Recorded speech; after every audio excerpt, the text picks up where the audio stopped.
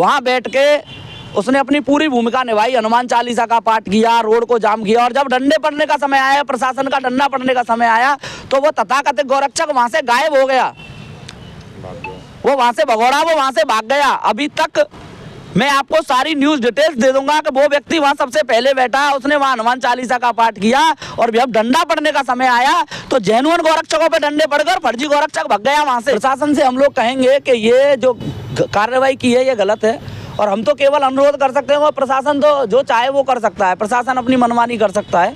तो हम प्रशासन से अनुरोध करेंगे, हमारे जो गोरक्षक भाइयों के ऊपर जो मुकदमा लिखा गया है उसे प्रशासन वापस ले। अगर इस तरह से गौ रक्षक प्रताड़ित किए जाएंगे, जो रक्षा करने वाले हैं गौ, जो अपने हथेली पर अपने जान रख कर के ना सर्दी देखते हैं ना गर्मी देखते हैं, और बराबर अपनी सेवा देते हैं, बेचारे सड़कों पर रात रात लगे रहते हैं, क्या उनका लाभ है?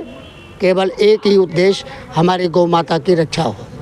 नमस्कार, आप देख रहे हैं अपनी मथुरा न्यूज़। मैं हूं आपके साथ में प्रतीक चतुर्वेदी। जिस प्रकार से मथुरा वृंदावन पीएनबी कॉलेज के समीप में 50 से अधिक गायों के मृत शरीर पाए गए, जिसे देख गौ भक्त बौखला गए, वहीं आज यह मामला यहां बरारी पहुंच चुका है। बरारी में कुछ साधु संतों के द्वारा, कुछ संगठनों के द्वारा इस मामले को लेकर धरना प्रदर्शन और भूख हड़ताल की जा रही है। जानेंगे इनसे कि क्यों ये भूख हड़ताल की जा रही है, जानेंगे। जी, क्या नाम है आपका? मेरा नाम राजवीर दीक्षित है। जो आज ये भूख हड़ताल का आयोजन चल रहा है श्री चंद्रमा दास जी महाराज के नेतृत्व में, गोरक्षकों पे हुई निंदनीय कार्रवाई के विरोध में चल रहा है। ये सबसे बड़ा आश्चर्यजनक कृत्य जो मथुरा के अंदर हुआ है। वृंदावन, श्री धाम वृंदावन में, कान्हा की नगरी में एक साथ 50 से 60 गौवंशों का मृत शरीर पाना बड़ा ही जांच का विषय है, आश्चर्यजनक है, चिंताजनक है। इस तरीके से एक और अगर आगे आकर के गौ भक्तों ने आवाज़ को उठाया है, इसको एकदम से प्रकाश में लाए हैं, 50-60 गौ माताओं को एक साथ आकर के प्रशासन को दिखाया है, तो प्रशासन ने उल्टा गौ भक्तों के ऊपर जो कार्रवाई की है वो क्यों? क्या प्रशासन की मंशा है? प्रशासन क्या करना चाहता है? प्रशासन गौ भक्तों पर कार्रवाई करके गौ भक्तों को अपराधी घोषित करना चाहता है? प्रशासन क्या करना चाहता है?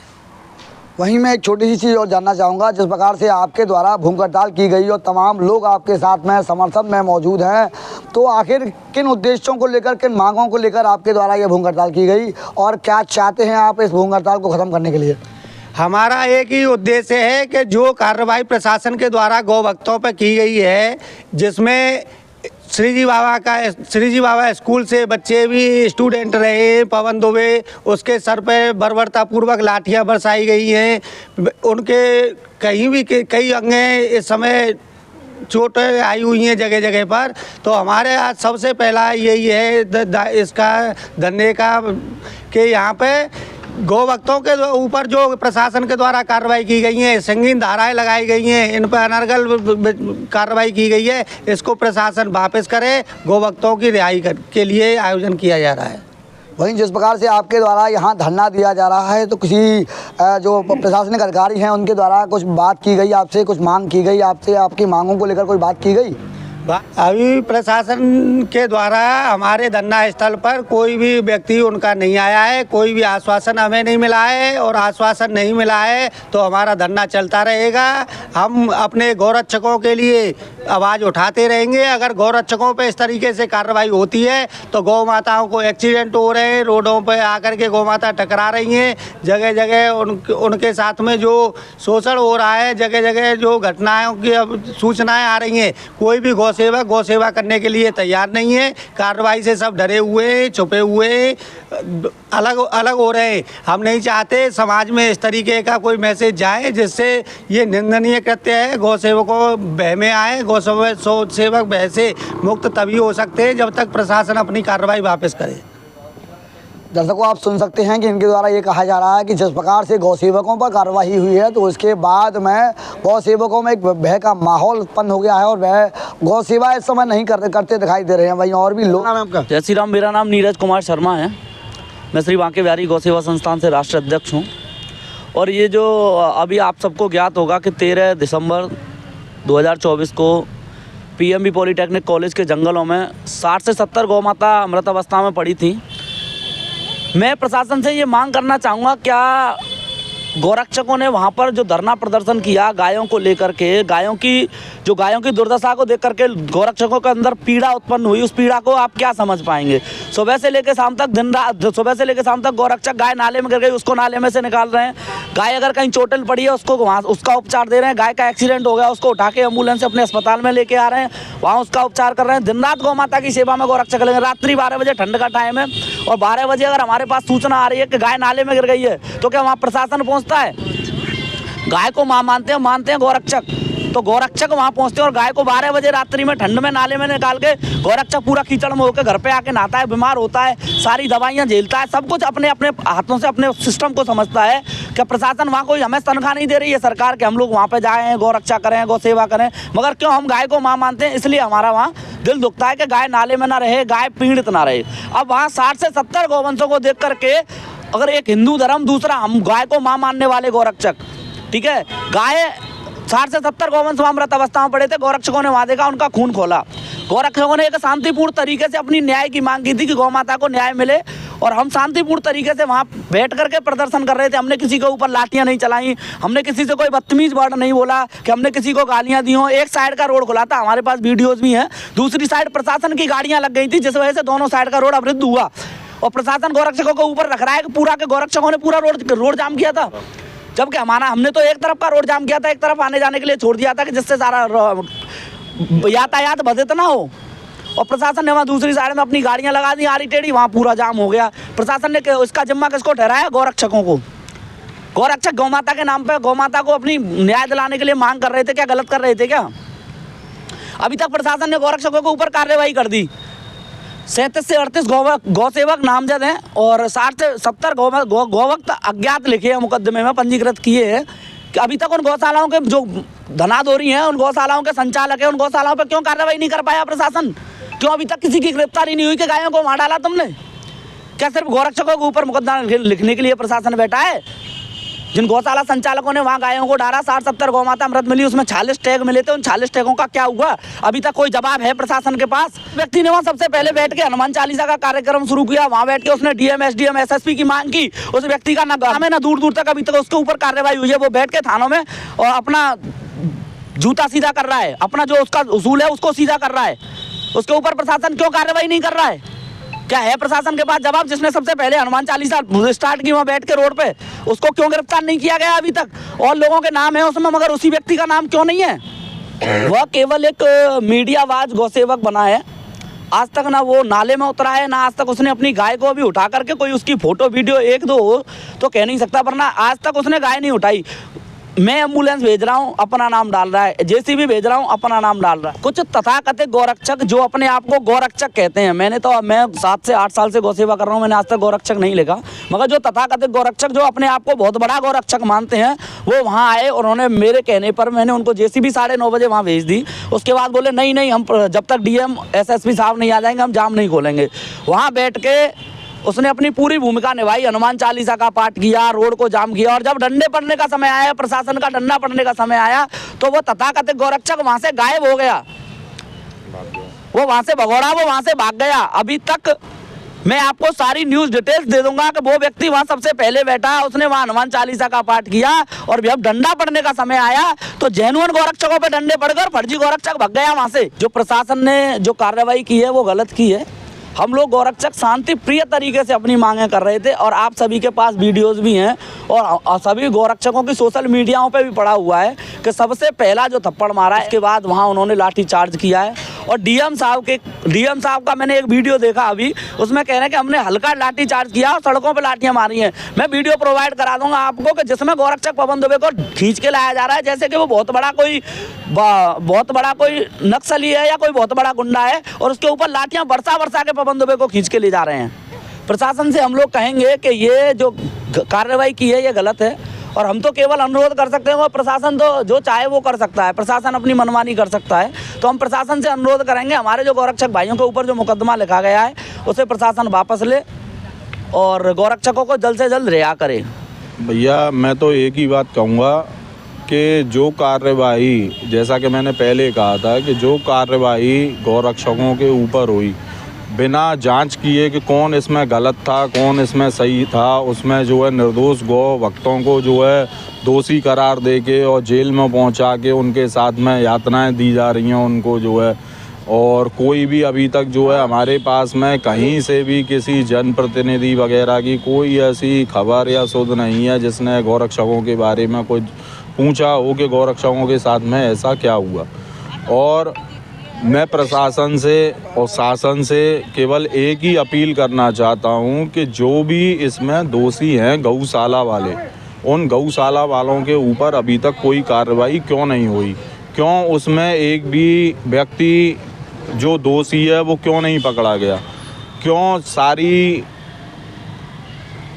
जिम्मेदारियां जो है प्रशासन गौरक्षकों के ऊपर डाल रहा है कि गौरक्षकों ने यहाँ पर जाम लगाया, गौरक्षकों ने यहाँ पे एक गौ माताओं को इंसाफ दिलाने के लिए अपने हक में एक आवाज़ उठाई। गौ माताओं का जो वहाँ निर्दयनीय कृत्य था उसे देखकर वहाँ का उनका दिल जो था वो दुखी हुआ था। और वहाँ पर जो भी दोषी हैं, हम अभी तक इस बात से दोषी हैं कि जो भी हमारे गौरक्षक निर्दोष भाई थे उन पर तो कार्रवाई हो गई, लेकिन जो दोषी गौशाला वाले जिनके द्वारा वहाँ गौ माताओं को डाला गया, उनकी ये हालत की गई, जिनकी ऐसी निंदनीय स्थिति देख के गौरक्षकों को जो है वो पीड़ा हुई, उस पीड़ा को प्रशासन ने नहीं समझा, उल्टा गौ भक्तों को दोषी करार दिया। और जो दोषी हैं गौशाला वाले, गौ संचालक, जितने भी यहाँ पर गौशाला चल रही हैं और जो गायों को वहाँ फेंक रहे हैं, अभी तक उन पर कोई भी कार्रवाई नहीं हुई है। तो मैं ये चाहता हूँ कि जो भी इसमें दोषी हैं उन पर कार्रवाई हो, उनको अरेस्ट किया जाए और जो भी निर्दोष गौभक्त हैं उनको रिहा किया जाए। जी, क्या नाम है आपका? मैं पंडित राजेश अग्नोत्री भागवताचार्य। जी, जिस प्रकार से गौ सेवकों पर, गौ भक्तों पर कार्रवाई हुई है, क्या मानते हैं, किस प्रकार से मानते हैं इसको? देखो, ये जो कार्रवाई है जो प्रशासन के द्वारा की है वो गलत तो है ही। अब देखा जाए धरना प्रदर्शन अन्य स्थानों पर, शाहीन बाग में कितने दिन तक चलता रहा, बॉर्डर किसानों के द्वारा कितने दिन तक सील रखे गए, वहाँ तो लाठीचार्ज कभी नहीं हुआ। अब दूसरी बात मैं ये कहना चाहूँगा कि इतने दिनों से जो मैंने मीडिया के माध्यम से जो वीडियो देखे हैं तो उसमें कंकाल भी दिखाई दिए। तो कंकाल एक दिन में तो नहीं हो जाएगा, ये कंकाल कहाँ से आए? और ये गौशालाओं के ऊपर जो अब से नोटिस पहुँचाए गए, सख्ती करी गई, ये सख्ती पहले भी हो सकती थी, पहले भी करनी चाहिए थी। और यदि गौरक्षक वहाँ गए और उन्होंने धरना प्रदर्शन किया, ठीक है, सड़क पे किया, लेकिन शासन प्रशासन चाहता तो रूट को डाइवर्ट कर सकता था। जैसे माना कि बच्चों एम्बुलेंस फंसी या बच्चों की बसें फंसी, ठीक है, लेकिन रूट डाइवर्ट किया जा सकता था।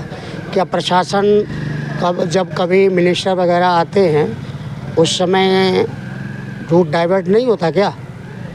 वहीं मैं एक छोटी सी चीज़ आपसे ये और जानना चाहूँगा, जिस प्रकार से आपके द्वारा कहा जा रहा है कि पूर्व में भी धरना हो चुके हैं, वहीं प्रशासनिक अधिकारियों के द्वारा ये कहा जा रहा है कि धरना करना एक अलग विषय है लेकिन रोड जाम करना एक अलग विषय है। रोड जाम जब किया गया तो उसके बाद में प्रशासनिक अधिकारियों के द्वारा यह कार्रवाई की गई, तो क्या मानते हैं आप?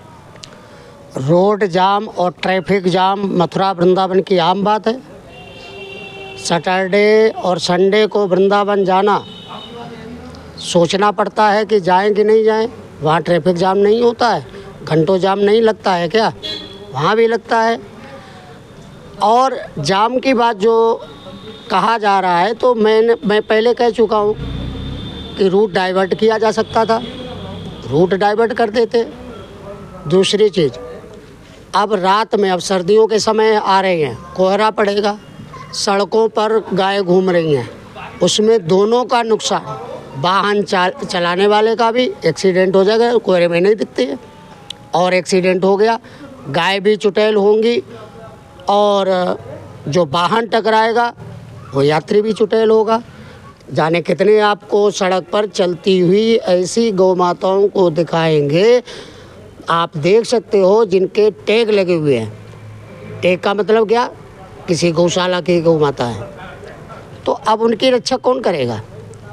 अगर इस तरह से गौ रक्षक प्रताड़ित किए जाएंगे, जो रक्षा करने वाले हैं गौ, जो अपने हथेली पर अपने जान रख कर के ना सर्दी देखते हैं ना गर्मी देखते हैं और बराबर अपनी सेवा देते हैं, बेचारे सड़कों पर रात रात लगे रहते हैं, क्या उनका लाभ है? केवल एक ही उद्देश्य, हमारी गौ माता की रक्षा हो। अब इस तरह का यदि शासन प्रशासन के द्वारा माहौल रहेगा तो क्या गौ माता की कोई रक्षा करने के लिए आगे बढ़ेगा क्या? दर्शकों, जिस प्रकार से आप सुन रहे हैं, जिस प्रकार से गौरक्षक लगातार यह मांग उठा रहे हैं कि जिस प्रकार से प्रशासनिक अधिकारियों के द्वारा इन पर कार्रवाई की गई और सभी गौरक्षकों पर जिस प्रकार से कार्रवाई हुई, जिसमें 37 नामजद और 60 अज्ञात लोगों में 6 लोगों को जेल भेजा गया, जिस प्रकार से यह बड़ी कार्रवाई गौरक्षकों पर की गई है, तो गौरक्षकों में एक भय का माहौल है और गौरक्षक इस समय गौरक्षा के लिए नहीं दिखाई दे रहे। वहीं लोगों के द्वारा भी यह लगातार दिखाई दे रहा है और समर्थन में लोग लगातार गौरक्षकों के में हैं। उन लगातार ये कहा जा रहा है कि जिस प्रकार से गौरक्षक सर्दी और गर्मी में अपनी जान हथेली पर लेकर गायों की रक्षा करते थे, आज वह गौरक्षक गायब दिखाई देते हैं और सड़कों पर गायों के लगातार एक्सीडेंट हो रहे हैं। वहीं इनके द्वारा लगातार यह मांग की जा रही है कि जो गौरक्षकों पर कार्रवाई की गई है उस पर प्रशासनिक अधिकारी हैं वह विचार करें और इस कार्रवाई को वापस करें। वहीं जिस प्रकार से गौरक्षक अपनी मांग उठा रहे हैं, वहीं तमाम हिंदूवादी संगठन के लोग भी आज इस मांग को उठा रहे हैं कि गौरक्षकों पर कार्रवाई गलत है। आप देख सकते हैं किस प्रकार से मथुरा में माहौल बना हुआ है। 13 दिसंबर के बाद में लगातार लोग इस कार्रवाई का विरोध कर रहे हैं और लगातार कह रहे हैं कि गौरक्षकों की रिहाई हो। फिलहाल के लिए इतना ही। मैं अपने सहयोगी के साथ प्रतीक चतुर्वेदी, अपनी मथुरा न्यूज़ के लिए।